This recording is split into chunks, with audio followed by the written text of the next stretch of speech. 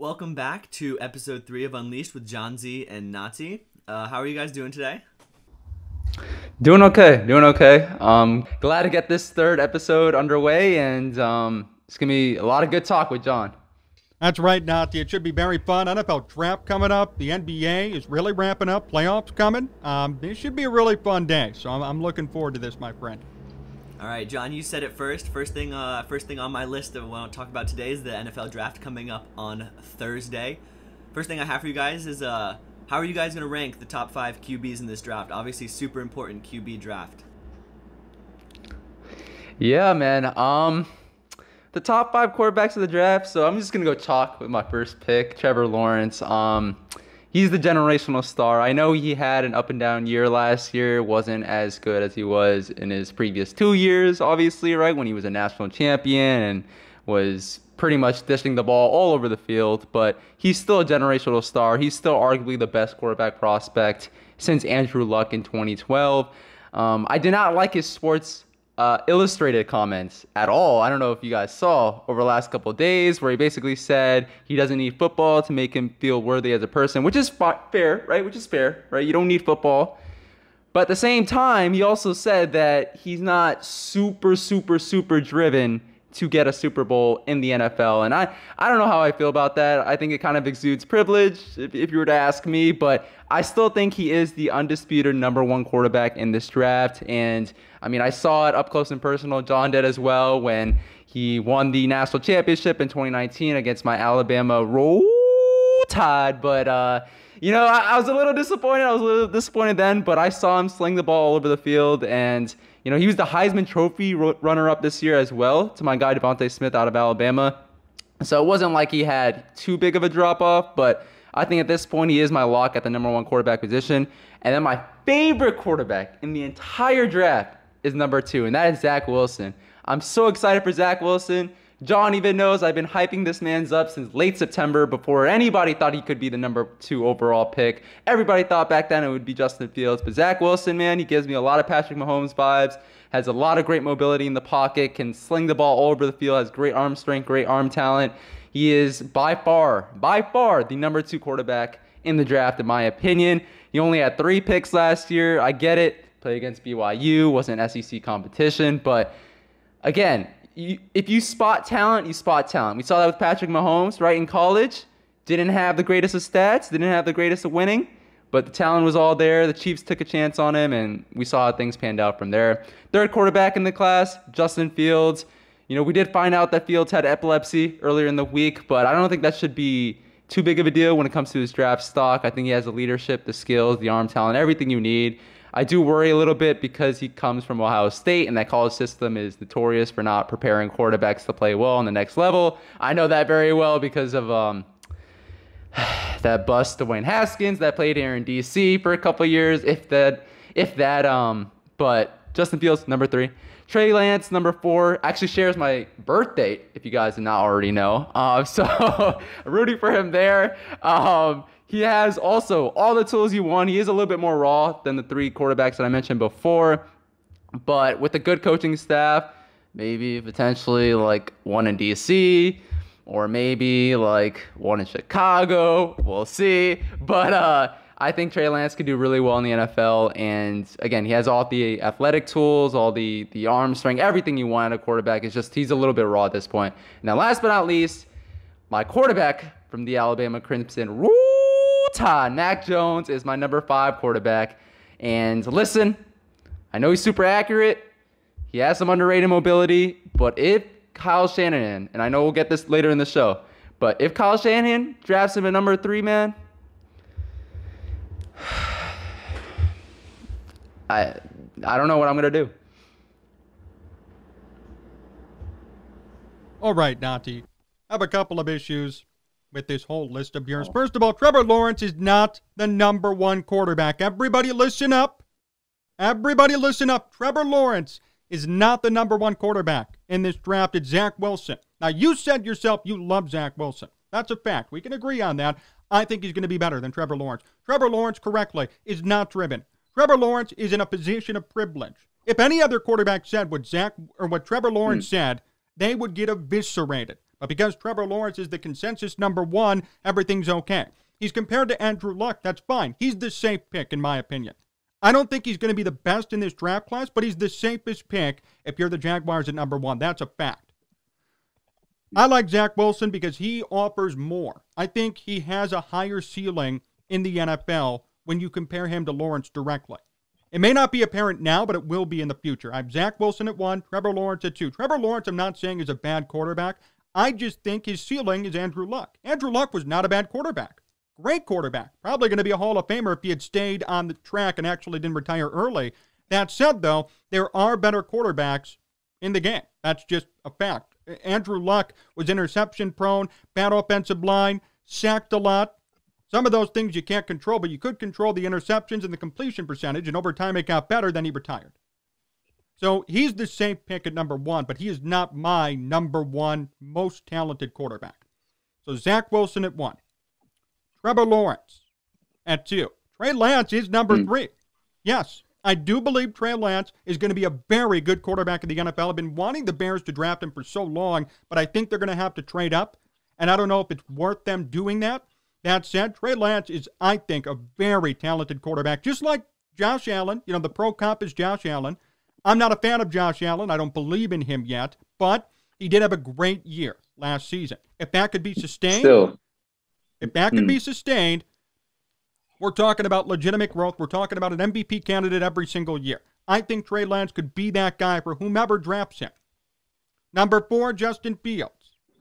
Fields is an okay quarterback, but the Ohio State thing is very much scaring me.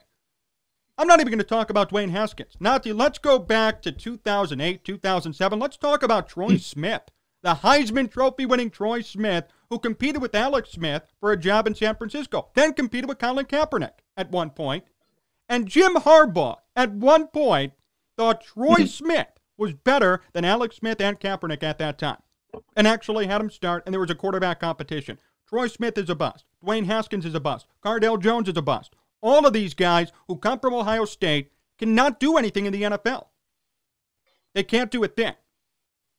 Ohio State is not a developmental quarterback school. That doesn't mean they don't do well in other areas, but quarterback-wise, they can't get the job done. And I'm not going to sit here and just defend another one of these guys when the past track record is what it is. Number 5 is Mac Jones. Mac Jones's pro comp is Andy Dalton, which makes me scared that the Bears are going to draft him just to, pair him with Andy Dalton. But the fact remains that if your pro comp is Andy Dalton to begin, I mean, what more do you have to say? I know Andy Dalton's a winning quarterback. I understand. Been around a long time. Playoff appearances. The guy never wins anything, and he's average at best. 14 touchdowns, 8 picks last year. Good job. What, do you want a cookie? Who cares? So, if you're being compared to Andy Dalton fresh out of college, that's a problem. So that's my top 5. Okay, John. A couple of things to unpack there. One, with the Mac Jones thing. I mean, the comparisons for him range from Andy Dalton to Tom Brady, if we're going to be honest. So they're all out there at this point. I don't see him being the next Tom Brady. I don't see anybody being the next Tom Brady. But I'm just saying, that's out there. And he does have some things you want out of a quarterback. He has the accuracy. I know he threw to some big-time receivers in college. But at the same time, accuracy, in my opinion, sort of translates on the next level. So that's a good thing with him. And I think he's more so a Kirk Cousins type of quarterback where pretty accurate, doesn't have the greatest arm strength, but does have somewhat of a moxie to him, somewhat of a swagger. But when it comes down to it, we'll see, right? He's sort of dependent on a very good supporting cast. So it all depends on the system, all depends on the team that he ultimately gets drafted to. But I will say this with the Trevor Lawrence take. I get it. Last year wasn't the greatest of years. But again, this man was still a Heisman Trophy finalist. He still has all the tools you want out of a starting quarterback in this league. I know I was also rubbed the wrong way by the comments, but at the same time, he had that same mentality from what I've heard since high school. And look how everything's gone his way pretty much over the last couple of years, right? He is a Heisman Trophy finalist. He is a national champion. He's probably going to be the number 1 overall pick in this draft. I think, he will still be able to become one of the best quarterbacks in this league, even with that sort of mentality. And I know he didn't have the greatest of years last year, but I still think he's the number 1 overall pick. And with number 2, Zach Wilson, again, That's my favorite quarterback in this entire draft. I've been super high on him for a very long time, and I really like him, but at the same time, him being number one, I know someone like Chris Sims, right, who's pretty much a quarterback prospect guru, had him at number one as well, but he has to show me more. He has to really show me more on the college level in order for him to be the number one pick. You know, a couple years back, he didn't have the greatest of seasons, and then last year, he really came onto the scene. So Trevor Lawrence has him on that, in my opinion. Let's talk about this economically. Trevor Lawrence is a mutual fund. You know what you're going to get. You're going to get sustained growth over time. Everything's going to be okay. It's the safe choice. Zach Wilson is Bitcoin before Bitcoin took off. That's the comparison I want to make here. Zach Wilson could be a $50,000 stock out of the blue, and I could see it. There's a path in which it could happen. Trevor Lawrence, I don't see a path. I just see sustained growth, and I want to be safe, and I want to make sure I get this right, and I understand that. Jacksonville needs a quarterback, believe me. They may not be in the best position to take a big swing or a big risk. But if they did, they're going to be happy, in my opinion. And the Jets are going to be very happy with Zach Wilson at number 2. Do you want sustainability, or do you want a big-time Patrick Mahomes-esque possibility? If you're a team, you have to evaluate what your needs are. Jacksonville needs a quarterback. And unfortunately, they've been in this position over the years in which they've never had one, kind of like the Bears. So they're going to be compelled, they're going to be obligated to take Trevor Lawrence, and that's fine. I'm not going to blame them for taking the mutual fund. But at number 2, the Jets, when they lose out of the mutual fund, you might as well take a big swing. And I feel like it will be Bitcoin, they will be rich, and they're going to win a Super Bowl with Zach Wilson at some point. I could see it. See, I take this whole situation the other way. So if you're the Jacksonville Jaguars, you have the number 1 pick, the first time in a long time since you've had the number 1 overall pick. If I'm the Jaguars, I want to go with more of the sure thing, and that is Trevor Lawrence at this point. He showed us over the last couple of years why he is the presumptive number 1 overall pick. Again, he has all the tools. The leadership has also always been there. He's always been one to sort of lift up his teammates and really help them, lead them to championships, as we saw in Clemson, right? But with Zach Wilson, again, the jury's still out on him in terms of him overtaking Trevor Lawrence. We haven't seen the super great numbers that he put up last year over an entire career, over an entire 3-year, 4-year college career. So that's the only thing that's pretty much nagging me when it comes to putting Zach Wilson over Trevor Lawrence at this point. But again, if I'm the Jaguars, I got to go with more of the sure thing at this point. And I understand that. I really do. I get it. There's been a bad history, and track records are going to influence the way in which you make a draft pick. But if they were smart, really smart on this, and they thought, should we worry about the past or worry about our future? If I were them, I'd take a swing on Wilson. If you take a big risk, it could pay off big. It may backfire. Believe me. Hey, Blake Bortles, we all know the story with a lot of their picks over the years. I'm not justifying any of that, but I am saying that if they do decide to take a risk, let's say somehow they shock the world and take Zach Wilson at number 1. I would understand the logic behind it, and I think some people would too. Not everybody, because everyone thinks Trevor Lawrence means big-time Pat Mahomes, but Trevor Lawrence just means stability. He does not mean big-time Pat Mahomes. He's a mutual fund. You're going to get stability. Maybe you'll get a Super Bowl. 1, maybe. But that's about it. You know what you're going to get with him. You know what you're getting with Zach Wilson, talented quarterback. But the ceiling, in my opinion, at the end of the day, is a bit higher. All right, so talked a lot about quarterbacks, but beyond that, I want to talk a little bit more about some specific teams. Obviously, John, I'm going to send it over to you for what you think the Bears need after another, let's be honest, disappointing season and a disappointing free agency as well. John, what do you think the Bears are going to do this draft? Please don't trade up. Do not trade up. Okay, I've seen so many people say, trade up, go to number 5, get whomever. No. You've already invested money in Andy Dalton and Nick Foles. I'm not saying that's correct. They made a big mistake doing that. But they don't need to invest more capital. They've already invested money and resources into 2 veteran quarterbacks. The guy you draft, whomever it's going to be, will not start game 1. That's just a fact. It could be Trevor Lawrence. He ain't starting game 1. So at this point, if you're the Bears, why give up more? to get a quarterback. If I were them, I'd wait in the second round. I know Kellen Mond has been a big name around here in Chicago. Some people have said Davis Mills, whom I don't believe in. I believe more in Kellen Mond. If you want a quarterback, wait till the second round. First round, address a need that will help your current quarterback. Because if Andy Dalton is running for his life, if he has no weapons, there is no chance he's going to succeed. Same with Mitch, same with Foles, like they did last year. When you have no O-line, no weapons, nothing, how in the hell are you going to win football games? So if I were them, do something to help Andy Dalton. Tell him we have your back. That means an offensive lineman or a wide receiver. Preferably an offensive lineman. Wide receiver at number 20, I think, is really jumping the gun. I think an O-lineman at number 20. If they move up, I'm going to be very disappointed. And if it's for Mac Jones, I'm going to be even more disappointed. I've seen a lot of those rumors. I'm going to be crushed. And there will be a video out on that because that is a joke. You do not need Mac Jones right now. You've invested money in Andy Dalton and Nick Foles. Let it be for now. Because even if you draft Mac Jones, even if you draft Trevor Lawrence or Zach Wilson, and you know they're talented, they won't start game one. They did it to Mitch. What makes you think things are going to be different this time around? Nothing. Nothing will be different. They paid money to Andy Dalton. They paid money to Mike Glennon, who started game one in 2017, who started 3 games in 2017 before Mitch got his first chance. And when he did get his chance, they limited him severely. 7 touchdowns, 7 picks in 12 games. Are you kidding me? There was one game they won that year in which Mitch threw the ball 8 times. So they will limit whomever comes in, whatever rookie it might be. So if I were them at this point, draft a quarterback in the second round. Do not give up more resources because you already have sacrificed way too much at that position.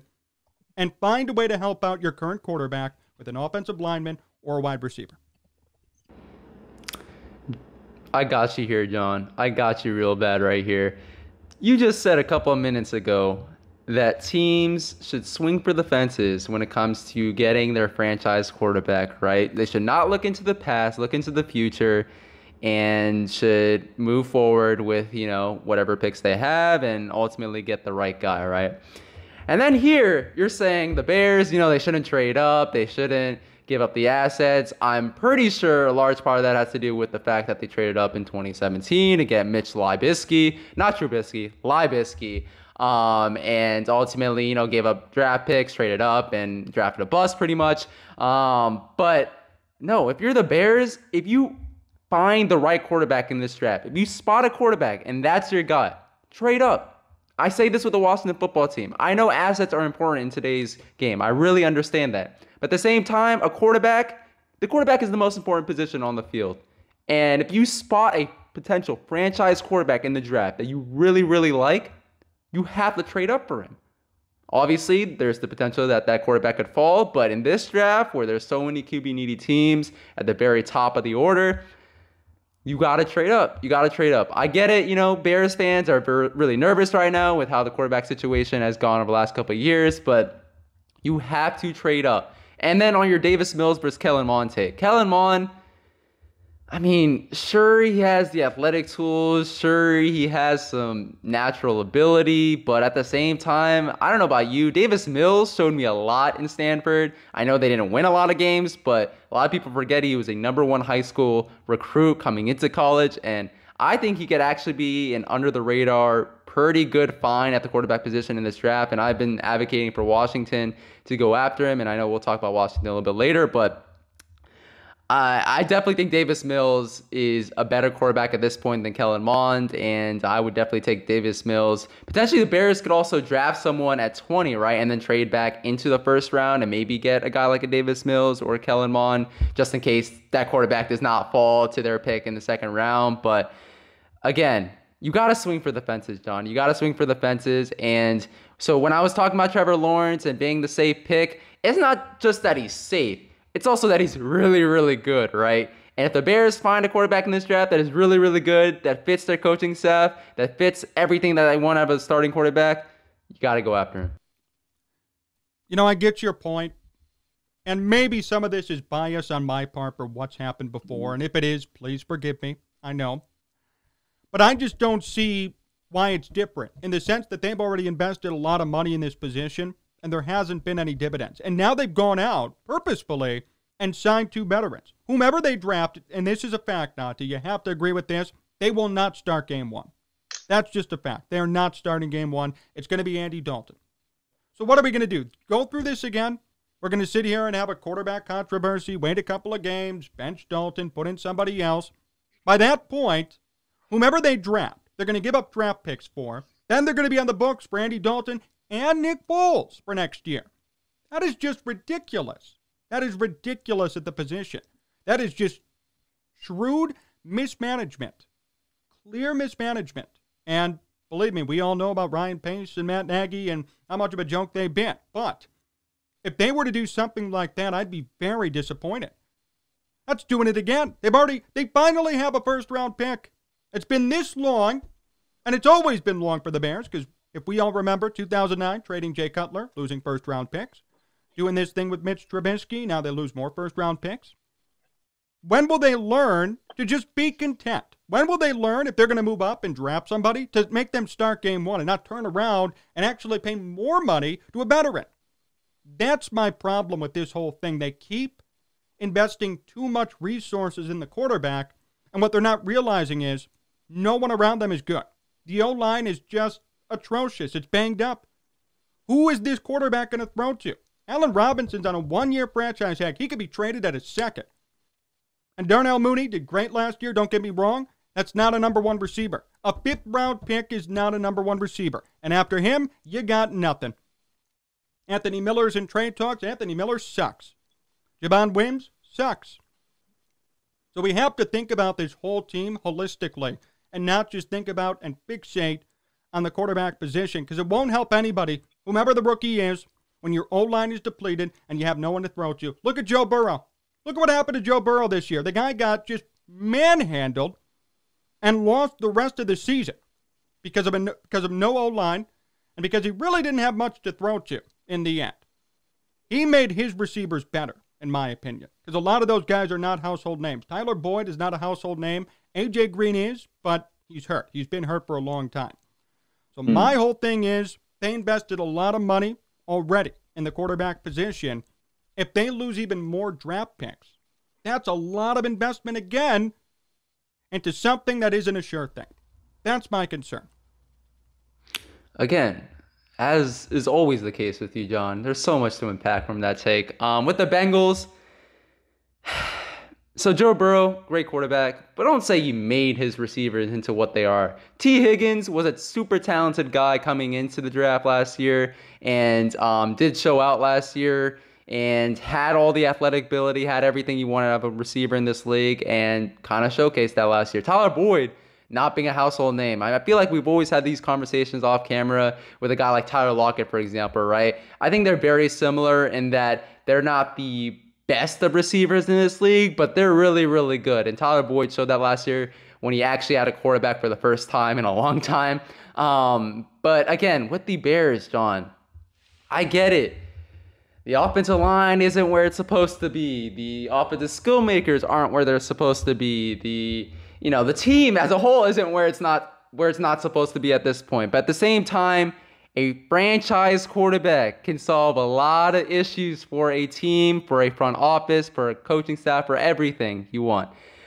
And if the Bears find their right quarterback and want to draft that quarterback, they should trade up, just like any other team in the league, right? Other than the teams, obviously, that have a quarterback right now. They should trade up, get that quarterback, and fit him into their system. Obviously, if this doesn't pan out, you fire everybody. You fire everybody. Ryan Pace, you fire the coaching staff, Matt Nagy, everybody on that coaching staff. But you got to get your quarterback in place. And everything, in my opinion, will come together around that quarterback. All right. Always fun talking about the Bears because they never make the right decision. But Nati, let's move on to your team, Washington. Obviously, coming off a pretty decent season and a really good off season, like we just talked about last episode. What do you think their best moves are?